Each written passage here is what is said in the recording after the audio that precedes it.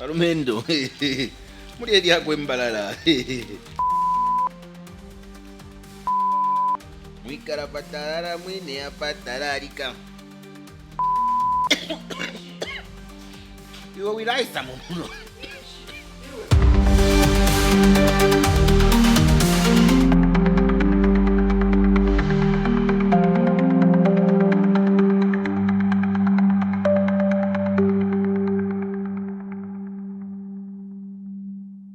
Hello, ladies and gentlemen. Thank you so much for joining us here. You're welcome. You're welcome, ladies and gentlemen. You're welcome. Good to have you here. Oh. No. I need to do that one more time. Good evening, ladies and gentlemen. Hello, ladies and gentlemen. Thank you so much for joining in. All right. Thanks a lot. Thanks for that lovely welcome. It's not like I'm pressing a button for you to applaud and to be excited to be here, but I'm glad that you're doing this up. Thank you. Nice. All right, now enough. So what do we do here? My name is Dingindaba Jonah Buyoya. What we do on every edition here is take a look at what's going on in our country, some of the biggest news stories, but also try as much as we can to add a bit of context. So that's the reason why we're here today.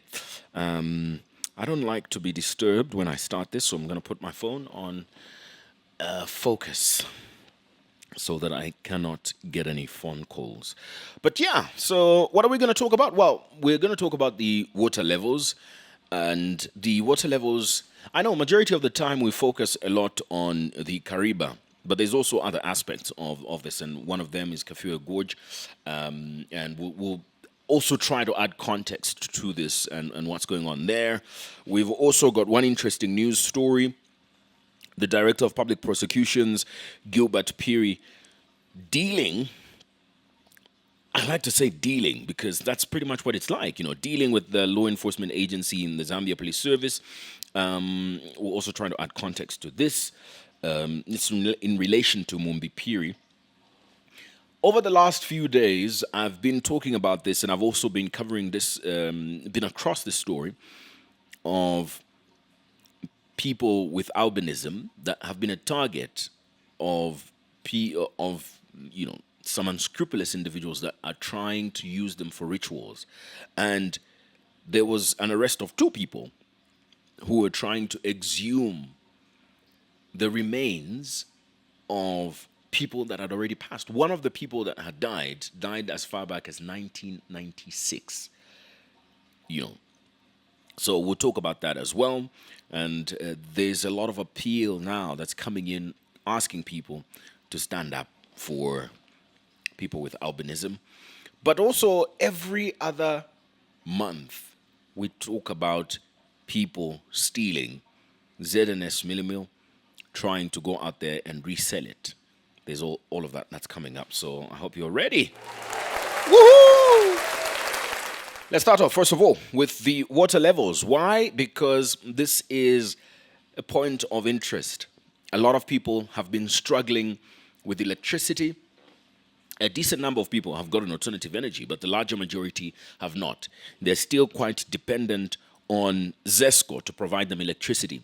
It's been a nightmare for ZESCO to provide these people electricity because of the drought that we experienced. One, because of the drought that we experienced, but also these days I add a lot of context in relation to that yes, we are experiencing load shedding now because of the drought, but I think that if we had followed the advice of the meteorological department that was provided to ZESCO and Cabinet to start load shedding in October 2023, we would not have had 21 hours of load shedding in a day. So it's coupled with the experience of the drought, but also some decisions that were made at the time. So where are we today, and why should we talk about it?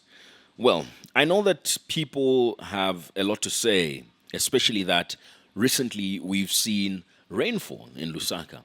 Lusaka yesterday created a dam. In the central business district, you could literally swim.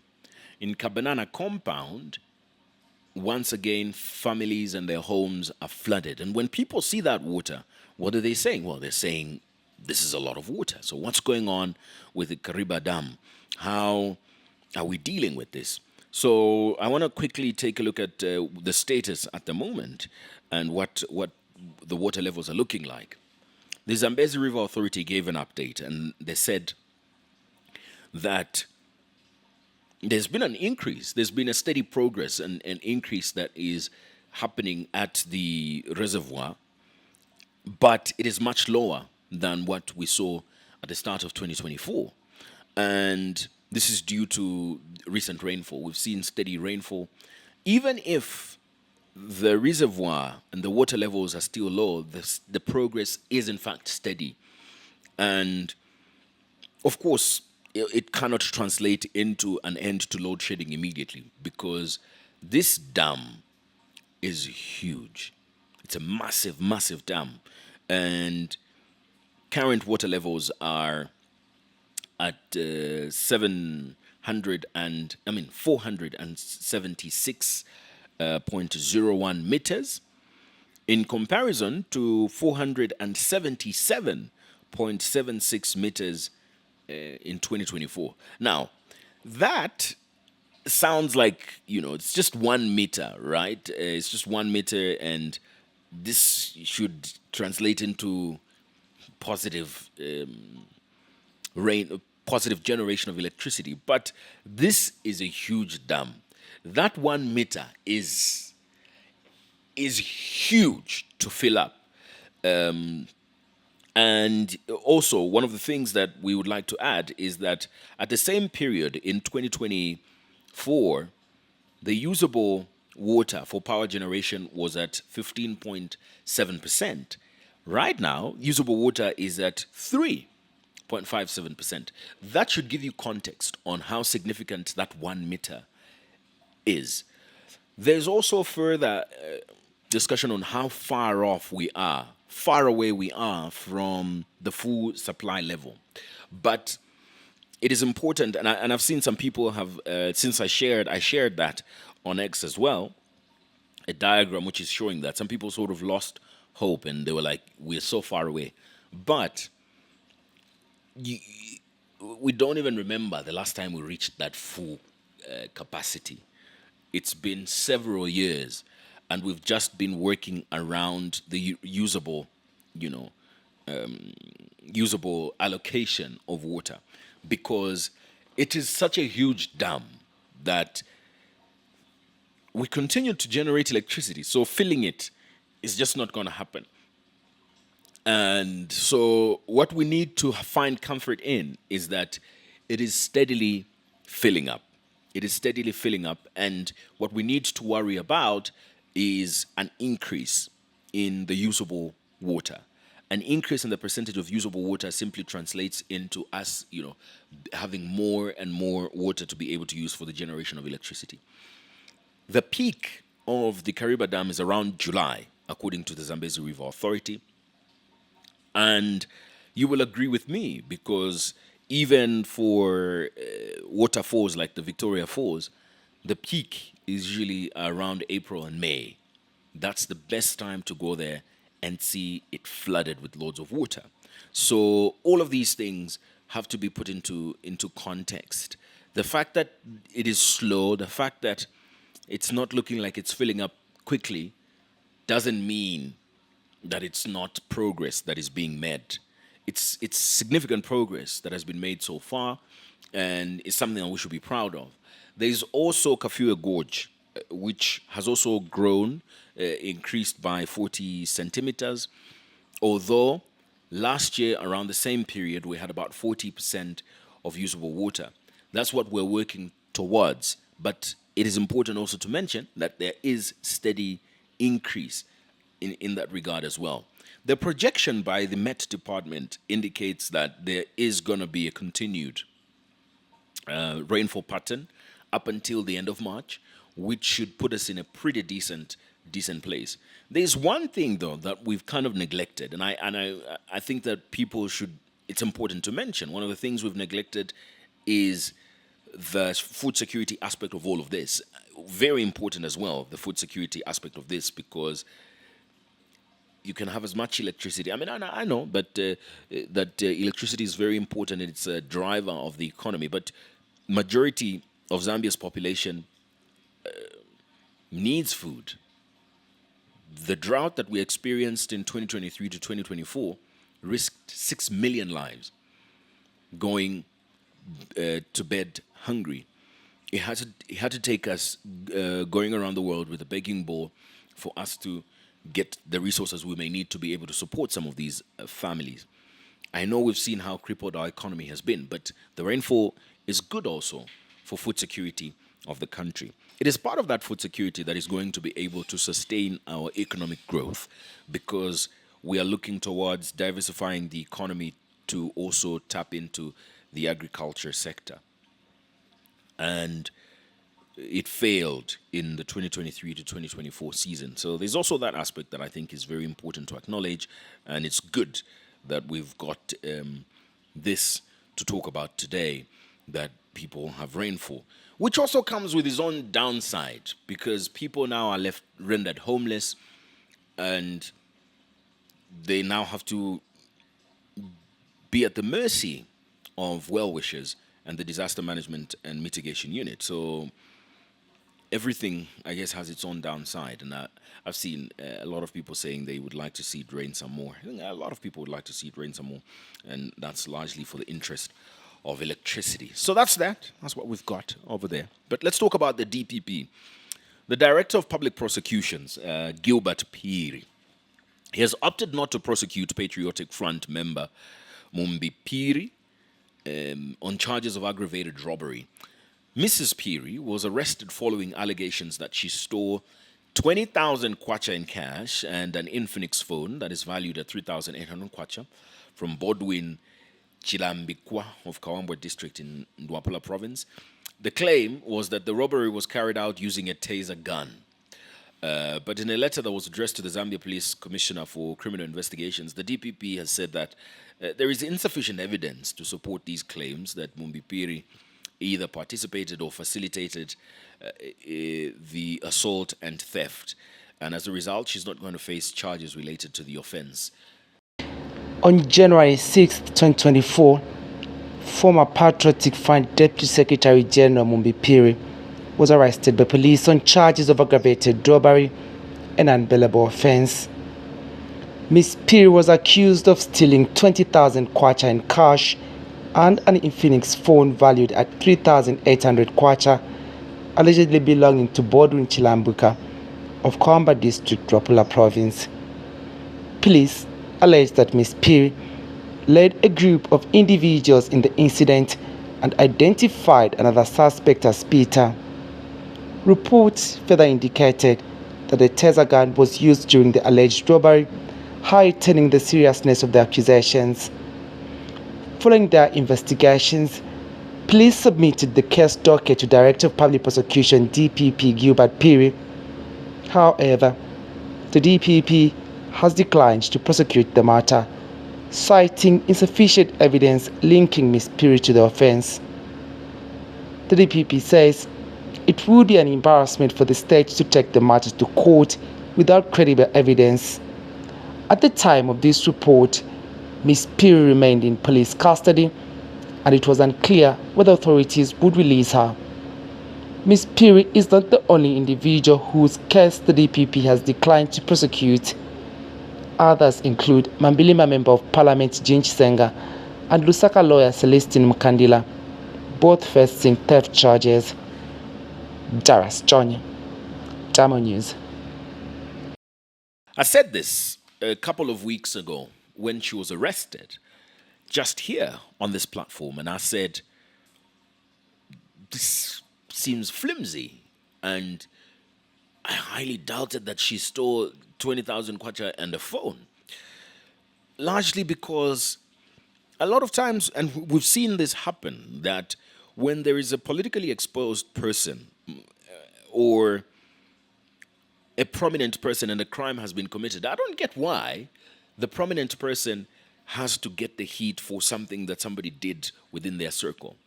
And I gave a practical example of such a case was when now President Hakainde Hichilema, was arrested in 2017 on a treason charge for what was ideally a traffic offense. But even if it wasn't, let's say it wasn't, he wasn't driving the car. He wasn't driving the car. He was the well-known person there. And this has happened a couple of times. And this was the second time it was happening to Mumbi Phiri. The first time was when Shebi Chilekwa murdered Lawrence Banda. She was also in the midst of that, and she was identified as a prominent person there. And then now, this aggravated robbery. I honestly thought this aggravated robbery issue was very, very ridiculous, because this is, just imagine Mumbi Phiri going to steal 20,000 kwacha and a phone. She's an elderly woman, and it just, the practicality wasn't making sense. The practicality of it wasn't making sense, and here we are. Here we are. There's insufficient evidence, and I did say also previously that it was most likely to end how it has ended. But it also, and there's two sides. There's two ways to look at things, right? One of them is what I've just described, but I also think that the Director of Public Prosecutions deserves the credit. I know people always argue that you don't upload a fish for swimming, but I always like to think, what if a fish is swimming in oil? I think they deserve some sort of applause. Why that analogy?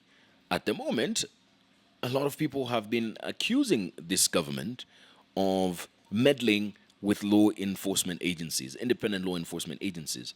But the bold decision by the Director of Public Prosecutions is a good thing. I know that it happens quite a lot, actually. I think the only reason why we're talking about it now is because it involves a politically exposed person, but it happens quite a lot in different cases as well. It's good that she's going home. She spent a long time behind bars when she was a co-accused in murder. And what's interesting about her is that every time she goes she's arrested, it's a non-bailable offense. And last time it was murder, now it is this ridiculous aggravated robbery charge, which the Director of Public Prosecution basically says is ridiculous because there's no evidence to the effect that it should suggest that she participated or even facilitated the said assault and theft. So it's good that she's going to go home, and what our interest all the time is for justice to prevail. Speaking of justice prevailing, police in Southern Province have apprehended 2 people in connection with the alleged theft of human remains, specifically targeting individuals with albinism, and this is in separate incidents. This follows the tampering of the grave of late Sebastian Mwinga, who is a person living, who was a person with albinism before he died, and this was in Gwembe district. According to the police, a local resident named Conwell Siajinungu is strongly suspected of exhuming the remains with 2 unidentified accomplices. He has been in the habit of exhuming remains of people that died and were known to have had albinism when they were alive. And the conclusion is that they have been using that for rituals. And one of the things, I don't know why this has been happening a lot lately, right? I guess it seems very orchestrated, doesn't it? Because it has happened over the last, it might interest you to note that we've covered such a story.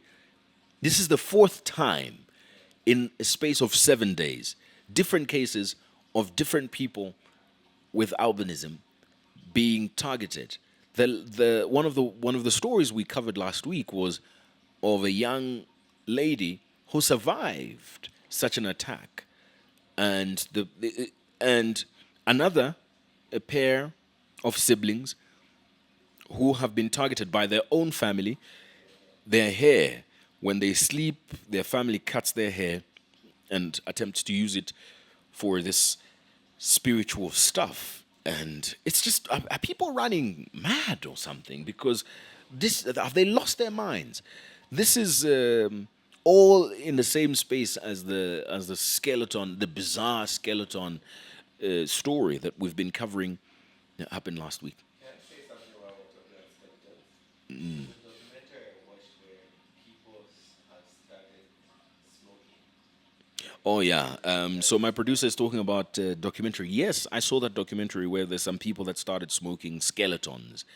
We spoke about this, I think, a while back, actually, on this podcast.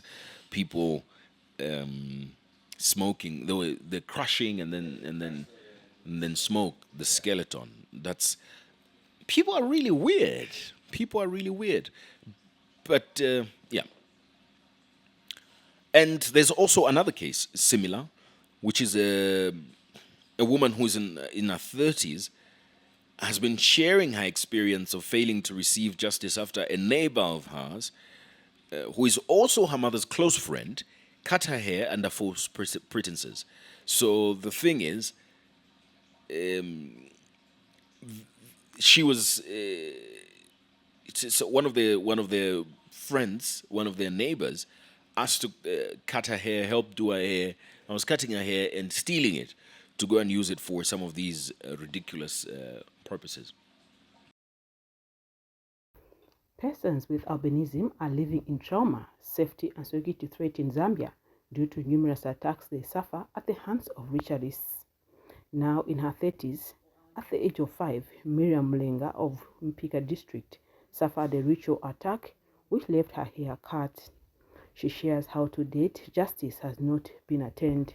At that age, I don't remember a lot, but I remember being taken from classes, attending hearings and such, till my mom was tired of taking me that side, Namkurubura. She just said, if anything happens to my child, she doesn't get educated or anything, get smart, then I'll come for you. And that case just went like that. Me, she just taught me, why are you going to school like that? No, come and blow your hair. Me thinking, she talks to my mom. She did it in a way that, I don't know, cunningly. Baba kakopanga what puff chikutoro tulesha pakati, so then makes a puff. It was looking beautiful. Now where enough and my mom would tell. Then just seeking for justice, I would like to see at least in one case now there was vindication. So far, I've never heard of such. The fraternity has many stories to share about how many of their members have lost body parts and life at the hands of ritual killers. Here's the very sad thing is that they believe that even the bones have also special powers. So even when you die, they bury you, they'll still go to the grave and dig out the body, no bones, no. They are calling for access to justice for albinism through their project dubbed Out of the Shadow for Good Albinism. This project is a 3-year project, and the main objective of this particular project is to come up with a national action plan for persons with albinism here in Zambia.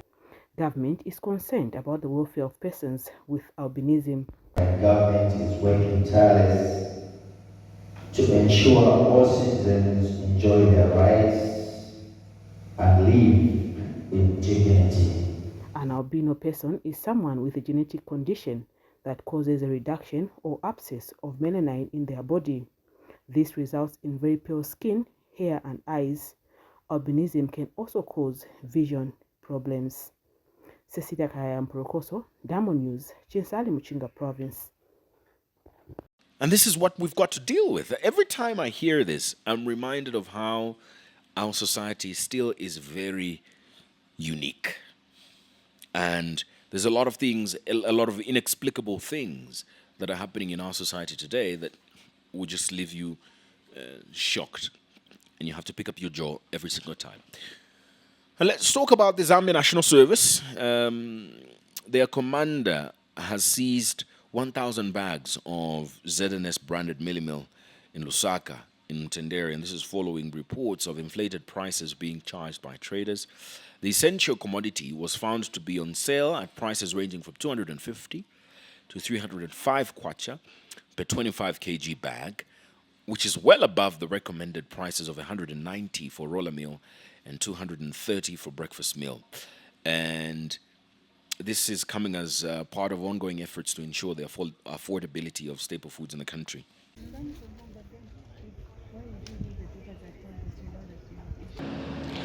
A major crackdown on unscrupulous traders selling mealie meal at inflated prices has led to thousands of bags of the essential commodity in Lusaka's Mtendere compound confiscated. The operation, led by Zambia National Service Commander Mealie Solochi, began in the early hours of the morning, with men in uniform sweeping through the area by 3 a.m.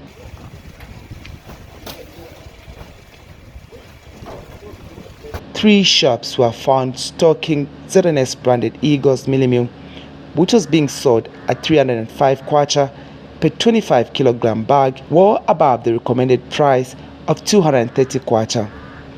Further investigations revealed that some traders had hidden the commodity in taverns to sell secretly to desperate consumers. The operation lasted nearly 3 hours, during which Commander Solochi issued a stern warning to those profiting from inflated prices. Okay, so now, gentlemen, let's load the mealie meal here. Okay, in your presence, so that come on, load the mealie meal. Take a line there. There are 15 there. 16. This must stop. All those involved, they must stop. They should know that when we bounce on them, there are no negotiations. It's just to get our mealie meal. And we will not refund them anything. They have lost out. Because the price which we know is roller meal, which is 190 kwacha. Breakfast is 230 kwacha, countrywide. It doesn't matter wherever the mealie meal is found, it's 230 kwacha, because we have allied millers almost countrywide. It's just like fuel. Unit pump price. Everywhere you go, wherever you go, the pump price is the same. It's the same like this mealie meal. Everywhere you go, it's 230 kwacha breakfast, 190 kwacha roller meal.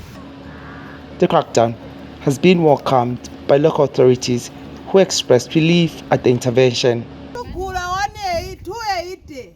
Naimbwa zataba pa nyumba vana wankala pa fasting yosafuna boma ilanganepo talema Ndibanti kwacho kanje pa mlandi tukule unga corruption ya nyanya wela mashtabu ino corruption ya nyanya. ZNS has vowed to extend the operation to other compounds as investigations continue. Daras Johnny, Damo News. Well, there's two things here. One, I completely agree with the commander that people must be a lot more responsible and considerate, because this is a government initiative. There's no way they're ordering this ZNS mealie meal at exorbitant prices. That's not going to happen. They're ordering it at a very cheap rate, right? And to sell it at a non-recommended price is just inhumane. But that's the one side of the story. The other side is, it just goes to show how bad things are in our economy at the moment, that to stabilize the safety, the security of people's livelihoods, the ZNS has to go around hopping from one place to the next to see if people are selling mealie meal at the right price. That's just a demonstration of the tough times we're living in. They've got to go around and say, are you selling it at the right price? We're going to get it from you if you're not. If our economy was at its peak, we wouldn't even need ZNS cheap mealie meal. We would just need mealie meal on the market and people would go to buy it. But this is the reality we're living at the moment. And I guess it should be a huge headache on the side of government that the same people they're trying to help and put food on their tables are part of the chaos that is caused. And it's a stark reminder on why we always need rules as people, because we quite easily can make chaos in the absence of rules. But hopefully we can get out of this. I don't think that we should be in any longer in a situation where law enforcement agencies have to go around to check the price of Mealie meal and arrest those that are not selling it at the right price. That is a terrible economic indicator that you can think of from whichever way you can think of it. That's quite bad that it's happening, and you know it's terrible that it's happening to Zambia. How arrogant you have to be to actually sell it at that price in the ZNS pack. Right? That's a very valid point. How arrogant would you have to be to sell a ZNS Mealie meal brand at an exorbitant price? Like, you really have to be brave to engage in that kind of stuff. Because I mean, when I see I'll make a confession, when I see a military person coming this way, I'll walk the other way. It's just how I am. I don't like, so that's why I get really unsettled. And I'm one of the people that hold the strong view that soldiers and their kind belong in the barracks, not in our streets, moving around. They really unsettle me, and I think they unsettle a lot of other people. Today is day 2, finally, of the visit of Irene Khan, the UNHRC rapporteur, who is in the country observing freedom of expression. Funny story. I hope that we don't have any snitches in here. But funny story. Yesterday, we had Raphael Nakachinda on Diamond Live, and we were talking about freedom of expression. And when we were talking about freedom of, before I get to the interview I had with him, when the advert went out, there was so much panic within the UPND on him coming, because there's the UN repertoire in the country, and they were worried that, he will come on the program and just put them in bad light. And so they wanted somebody to come and counter what he was going to say. But I was thinking to myself, I'm like, this is quite terrible PR, because if this person is here to observe freedom of expression in the country, what better way than to let people express themselves? I think it would be a bad report that every time people express themselves, there is a government official there just sitting, waiting to rebuttal. I found that like a really terrible strategy. But coming to the interview that we actually had, we had a pretty heated interview with him because of the fact that he did not want to take accountability for what the democratic space and freedom of expression of citizens looked like under their administration as a patriotic front. Because they were saying that democracy, freedom of expression has shrunk since they left office. This was an opportunity for us to hold them accountable. So we said, look, it is under your administration that 4 people died for assembling. And I can name them. I could literally name them from the top of my head. Mapenzi Jubulo, Lawrence Banda, Nsama Nsama, Joseph Kaunda. They were shot dead for assembling. Some of them were not even part of the assembly, like Nsama Nsama. He was basically just at work. But the other 3 were assembling and they were killed. What is a worse depiction of a poorly organized freedom of expression? Shrinking space. Who? There was a journalist, yes, but also apart from a journalist, the Post newspaper was closed down under the Patriotic Front's regime. Prime TV in 2020 was closed down on a ridiculous reason. And I guess I can talk about this now. I've talked to people who were in government then, and they said there was no way they were going to stop that because this was coming from the boss, like, let them go away. So, come on, if we can bring that into the picture. And his argument was that, does it mean that human rights must be violated today because of what the Patriotic Front did? That's a very valid point. It doesn't mean that human rights today must not be respected because the Patriotic Front also violated citizens' human rights. However, if that is coming from the Patriotic Front and they're saying it to offer themselves as an alternative, as a better alternative, then then their track record comes up. Because let us be honest, the messing up of the United Party for National Development in any aspect of governance does not launder the Patriotic Front. If the economy is performing poorly under the UPND, or if there are human rights abuses, that doesn't launder the Patriotic Front, doesn't make them clean. No, it doesn't. And it's the same argument you're going to use for the United Party for National Development, that the failures of the Patriotic Front a few years ago do not launder the UPND government. They can't also say things are better now than, because things were so bad, but there are people's rights being abused. That can't be. So that's why we had that heated argument yesterday. We were trying to say, just because this has been happening under the UPND administration doesn't launder you as the Patriotic Front. And it doesn't mean that we should forget about some of the human rights abuses that were there then.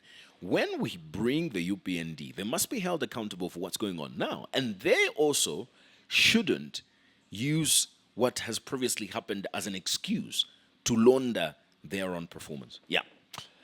So those are some of the things that are making news in our beautiful country, Zambia. And I'm very delighted that you care enough to spend a few minutes with us to just talk about our country and be a part of growing it and protecting it. And ours is to inform you and speak for the most vulnerable in our communities. Thank you so much. My name is Dingindaba Jonah Buyoya. Well, there's somebody speaking a last-minute go. Somebody requesting to speak and contribute. So we'll just take that comment, and then we'll call it quits for today. The person is trying to connect. Mukume requested to speak. Hi, thank you so much for joining in, Mukume. You're going to be our final speaker. So if you can hear me, you can just go ahead and make your contribution. Oh, I guess he requested to speak accidentally because he's gone. Thank you so much for joining in. Have a lovely evening. Join us again tomorrow as we take a look at some of the stories making news in Zambia. Bye-bye.